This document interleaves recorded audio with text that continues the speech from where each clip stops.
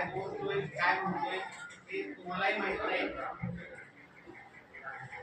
शिक्षक आणि पालक संवाद झाला तर मुलांना थोडीशी कुठेतरी भीती लागते आणि या भीतीपोटी ते सगळ्या गोष्टी व्यवस्थित करतात. पालकांनी फक्त तो शाळेत जातोय आपलं काम संपलं असं जर म्हटलं तर ते योग्य होणार आणि म्हणून शिक्षक आणि पालक संवाद नीट झाला पाहिजे. आता नवीन आलेली आपल्या मुली ज्या आहेत त्या मुलीच्या पालकांनी सुद्धा काही गोष्टींची काळजी घेतली पाहिजे. साधं उदाहरण म्हणजे मोबाईल. हा मोबाईल त्या मुलींपर्यंत पोहोचता कामा नये.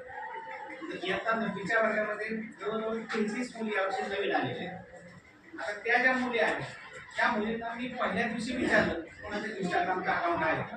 बऱ्याच जणांच्या काय करायचं तुम्ही शाळेचे आहे शाळेने सांगितलं तुम्ही त्या अकाउंट उघडा त्यामध्ये तुम्ही काय ह्या सगळ्या ज्या गोष्टी आहेत त्या गोष्टी पालकांनी लक्ष दिलं. शाळेमध्ये आम्ही मुलांकडे 100% लक्ष देतो त्याची काळजी तुम्ही करू नका. परंतु या घरी घडणाऱ्या ज्या गोष्टी आहेत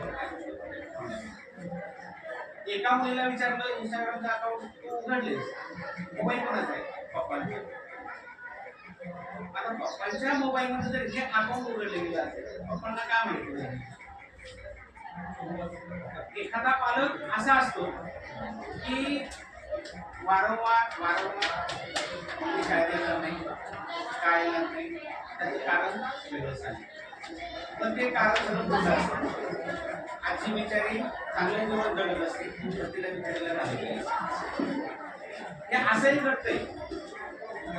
आणि हे तुम्ही जेव्हा करता तेव्हा त्या मुलांना सुद्धा तीच सवय लागते.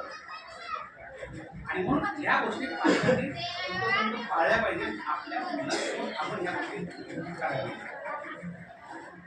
आणि म्हणून मी प्रत्येक वेळी तुम्हाला सांगतो बस सर मी उभा असतं मी क्लासला आहे. मुलांच्या बाबतीतही त्याच आहेत मुलींच्या बाबतीतही त्या आहेत. मुलींचं बोलते म्हणून मुलींच्या पालकांनी राग मानू नका. मुलींच्या पेक्षा मुलांचं थोडंसं अवघड आहे. काही मुलांना लिहिता येत नाही काही वाचता येत नाही 9वी पर्यंत आलेले ह्या काही गोष्टी आहेत त्या गोष्टी आम्ही शाळेमध्ये करून घेतोय. पालकांनी सुद्धा लक्ष देणं गरजेचं आहे.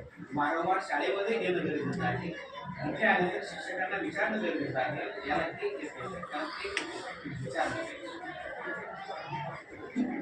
आणि म्हणून तुमचा आणि माझ्यामध्ये संवाद झाला पाहिजे जेणेकरून त्या मुलांना त्याची